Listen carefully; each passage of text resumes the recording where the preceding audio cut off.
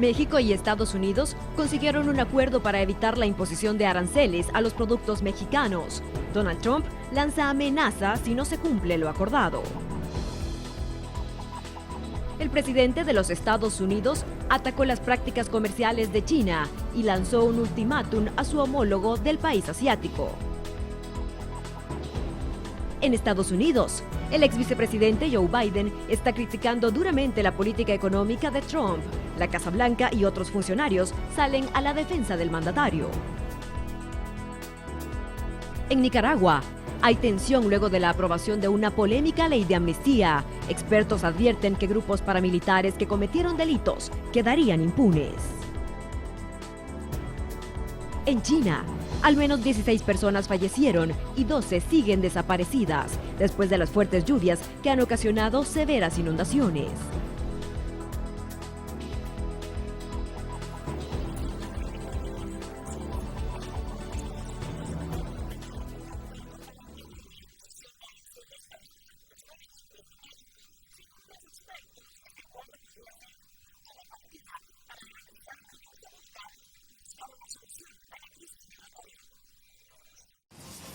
La amenaza de imponer aranceles sobre todos los productos importados de México desapareció el viernes gracias al acuerdo entre el gobierno mexicano y la administración Trump.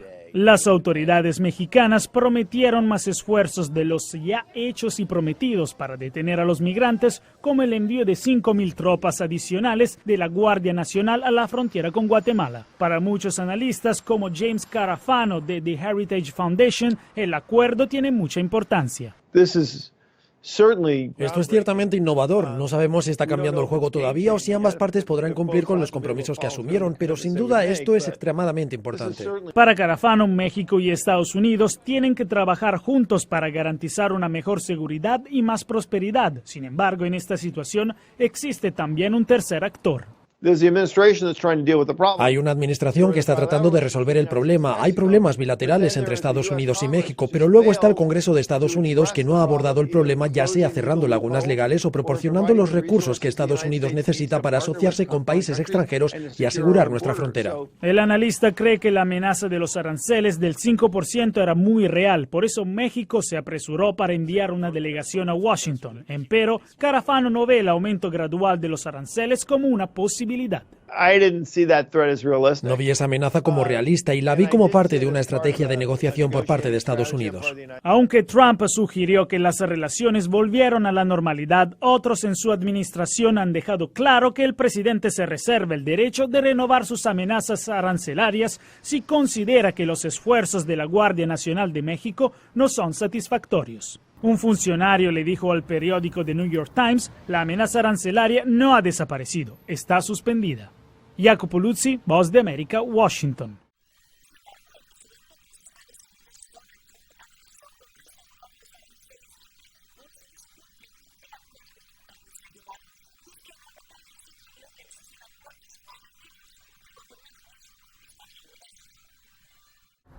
El presidente Donald Trump contraataca con los aranceles. 3 días después de retirar las medidas impositivas a México, el mandatario amenaza con imponerlas de nuevo si el vecino del sur no cumple con su parte. Según Trump, además del acuerdo alcanzado para controlar la ola de inmigrantes centroamericanos, el vecino del sur se comprometió a algo más, algo que el gobierno de México niega. No creo que puedan negarlo mucho tiempo, ya está hecho. Tenemos un acuerdo sobre algo que anunciaremos muy pronto. Trump no dio más detalles, pero en diversos tuits dio a entender a lo largo del fin de semana que México se había comprometido a comprar más productos agrícolas estadounidenses. En cuanto a la parte del acuerdo sobre inmigración que decía que México liderará los esfuerzos por aportar prosperidad a Centroamérica, el secretario de Estado Mike Pompeo aclaró este lunes que no se trata de ayuda financiera.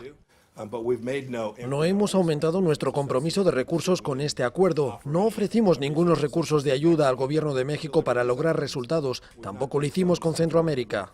México, por su parte, pide ayuda. ¿Qué vamos a pedirle a los colegas de Centroamérica, a las organizaciones migrantes, a todas las compañeras y compañeros que tenemos? Que le ayuden a México. De hecho, el presidente Donald Trump retiró el pasado marzo la ayuda financiera que Washington destinaba a esa región. De esta manera, no queda claro cuál será el papel que cumplirá Estados Unidos en este acuerdo con México para mitigar lo que califica como crisis humanitaria en la frontera sur a causa de la inmigración. Pricio Segovia, Voz de América, Washington.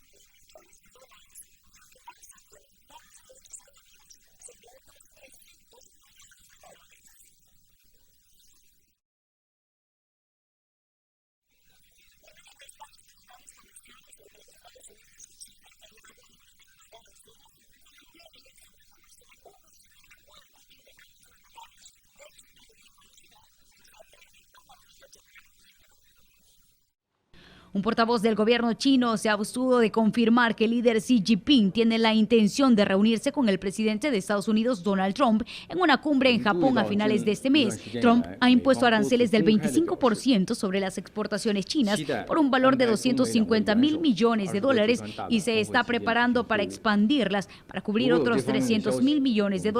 Pekín ha respondido con sus propios aumentos de aranceles de represalia. Las hostilidades comerciales entre las dos economías más grandes reflejan la infelicidad de Trump con el largo y enorme superávit comercial de China con los Estados Unidos y las preocupaciones más profundas sobre las emisiones chinas para ayudar a las propias industrias a obtener una ventaja en tecnología clave como la robótica y la inteligencia artificial. Casi un año después que Trump comenzó a imponer los aranceles más altos para aumentar la presión sobre Beijing, la atención se centra en el potencial de un compromiso de alto nivel para romper un estancamiento con las conversaciones que se rompieron el mes pasado. Este es un informe de Graciela Rajo para la RNA.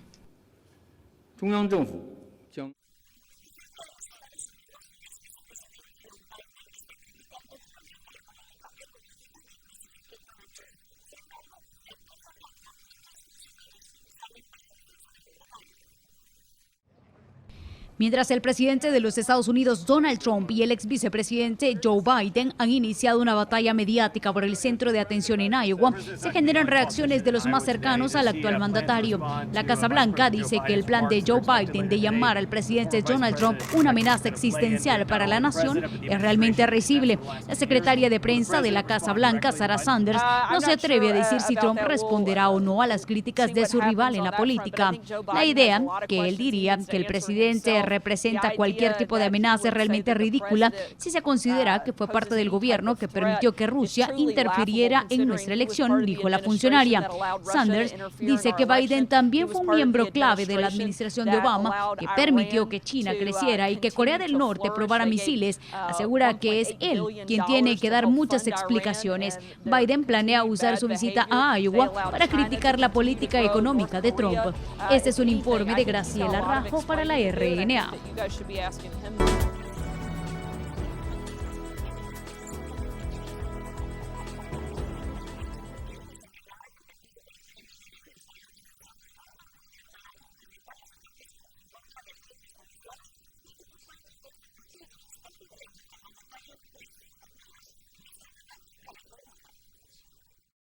Unas acusaciones bastante irresponsables, ¿verdad? Siempre he dicho que el presidente de la República tiene una situación muy especial y es que está muy joven. Y joven quizás se pueden equivocar en algunas cosas, ¿verdad? Pero esta vez creo que se le pasó la mano. Los señalamientos del presidente de la República, Nayib Bukele, no le han caído en gracia a la fracción del FMLN. El mandatario les acusa de intentar desestabilizar al nuevo gobierno, financiando a estructuras delincuenciales para que asesinen a elementos de la Policía Nacional Civil. La diputada Rina Araujo hizo un llamado al presidente para que compruebe lo publicado en Twitter. El acusar a nosotros como partido político creo que es bastante irresponsable cuando apenas tiene una semana de estar en este momento llevando las riendas del país. Que así como él considera que es el mejor presidente del mundo, ¿verdad? Entonces demuestre esa capacidad. El presidente de la Asamblea también reaccionó al respecto. Consideró que los señalamientos de Bukele son imprudentes. Veo poca prudencia, lo debo de decir con toda franqueza, veo poca prudencia para manejar ante los medios a través de Twitter información de esa naturaleza. La fracción de Gana también dio su postura. Según el diputado Guadalupe Vázquez, el FMLN está en su derecho de interponer los recursos que sean necesarios ante las instancias pertinentes. Pero en ese sentido, pues serán las instancias legales, la fiscalía la que investigará, porque aquí muchas veces se trata de decir lo que no es y tenemos algunas cosas que son serias, pues, y entonces creo que el FMLN tiene derecho de poner una demanda para que el presidente explique y el presidente aclare quiénes son las personas que están involucradas en un delito como este caso. A través de un comunicado, el FMLN ha desmentido los señalamientos del presidente y le aconsejan apoyarse en la institucionalidad para avanzar en temas de seguridad. Tatiana Funes, Noticiero Hechos.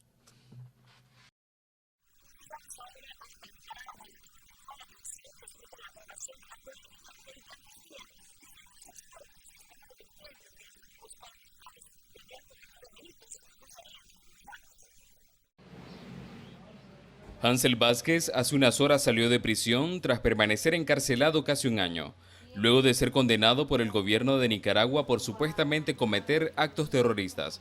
Vázquez forma parte de los primeros 50 opositores liberados con la entrada en vigencia de la ley de amnistía que exime de responsabilidad penal a más de 800 reos que fueron arrestados en el marco del conflicto social del país.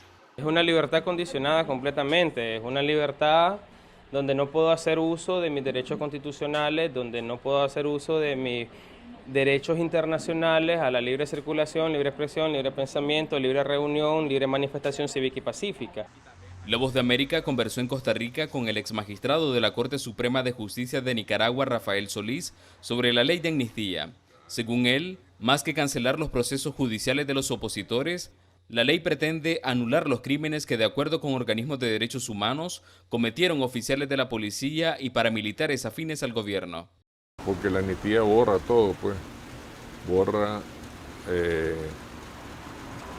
no solo la pena, sino la comisión del delito también, las dos cosas, pues, la pena y el delito mismo, que se pudo haber cometido, pues.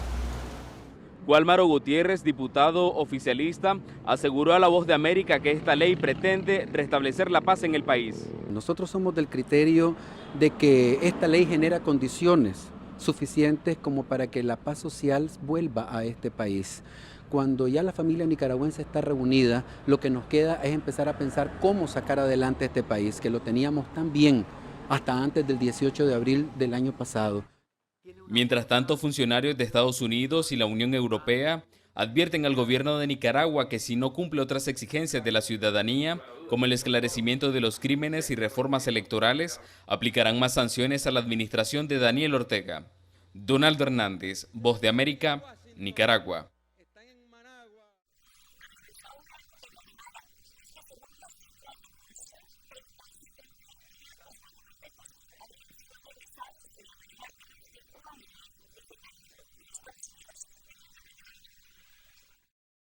Lejos de disminuir, cada vez se incrementa el número de guatemaltecos que regresan con su sueño frustrado. Por lo menos 3 días a la semana regresan 3 vuelos repletos de migrantes, incluyendo mujeres y niños, lo que es cada vez más frecuente, según el director del Consejo Nacional de Atención al Migrante, Carlos Nares. Un factor muy interesante es que están viniendo cada vez más mujeres, también están viniendo menores y algo más lamentable.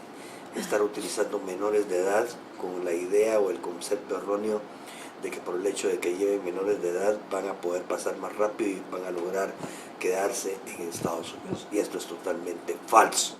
Las cifras de la Dirección General de Migración indican que hasta el 21 de mayo han regresado 22.584 personas vía aérea desde Estados Unidos, pero también hay reporte de 14.487 devueltos desde México vía terrestre. José Gregorio tenía 15 días de haber emprendido el viaje y fue detenido en Texas. Es originario de Quiché y habló con La Voz de América de los motivos para migrar. Allá hemos oído pues que siempre se gana un poquito más que aquí en Guatemala, porque aquí no hay nada, dinero. José califica el momento de su detención como trascendental.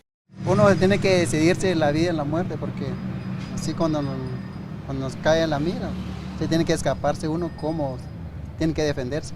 Pese a los peligros, muchos lo intentan más de una vez, aunque deben de pagar alrededor de $6,000 por cada viaje irregular. Eugenia Sagastume, Voz de América, Guatemala.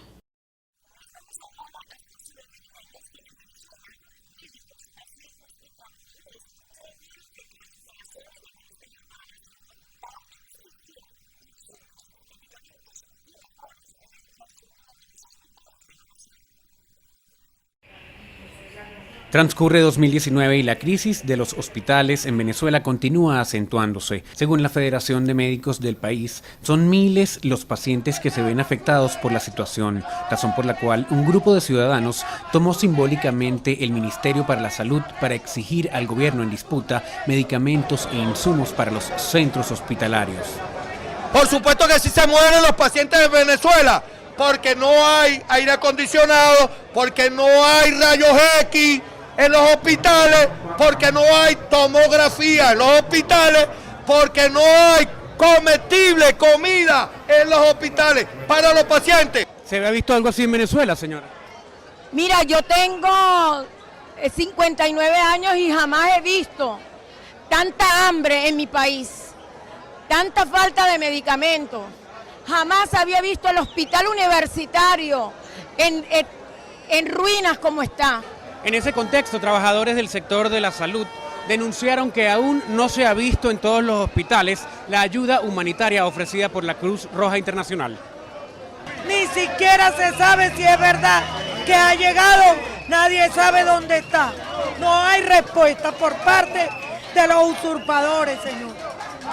Y el gobierno usurpador se niega a dar estos recursos mientras está comprando, pagando millones de euros para compra de uniformes a los militares y de armamento, que no se necesitan en un país de paz. El presidente en disputa del país, Nicolás Maduro, informó sobre un convenio con la Cruz Roja Internacional para acelerar el ingreso de ayuda humanitaria al país y anunció que su administración también firmará un acuerdo con una empresa rusa para producir insulina en Venezuela. Álvaro Algarra, Voz de América, Caracas.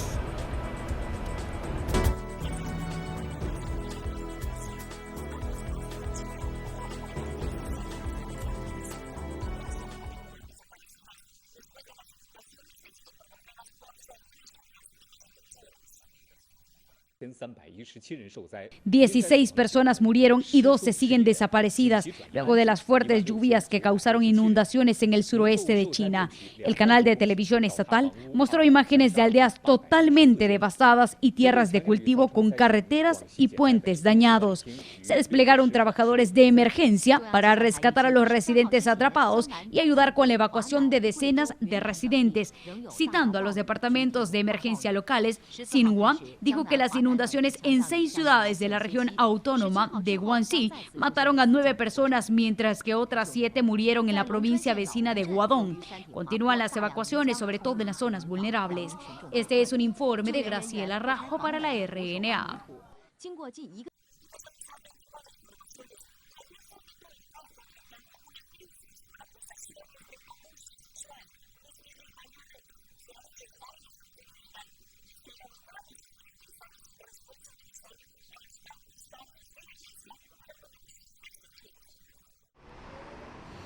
Mientras los obispos de Estados Unidos se reúnen en una conferencia para enfrentar la reiniciada crisis de abuso sexual esta semana, se enfrentan a su mayor escrutinio legal secular. Una consulta realizada por una agencia internacional de noticias en los Estados Unidos que incluyó a más de 20 fiscales estatales y federales la semana pasada encontró que más de una docena de abogados generales están buscando medios legales para responsabilizar a los altos cargos de la Iglesia por abuso sexual.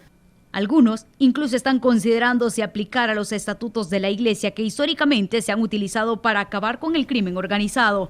Monseñor Michael Bugarin, quien maneja las acusaciones de abuso sexual de la Arquidiócesis de Detroit, dice que los funcionarios de la Iglesia están igualmente comprometidos a terminar con los abusos y los encubrimientos. Los estados han iniciado investigaciones agresivas sobre el abuso sexual por parte del clero, allanaron oficinas de las diócesis, presentaron citaciones para los archivos de los sacerdotes, establecieron líneas de punta de las víctimas y lanzaron amplias investigaciones sobre denuncias de décadas de antigüedad. Los obispos de Estados Unidos adoptaron una política de tolerancia cero contra los sacerdotes abusivos sexualmente en 2002. Esta semana, la Conferencia de Obispos Católicos de los Estados Unidos en su reunión anual en Baltimore considerará nuevas medidas para responsabilizar por el abuso. Este es un informe de Graciela Rajo para la RNA.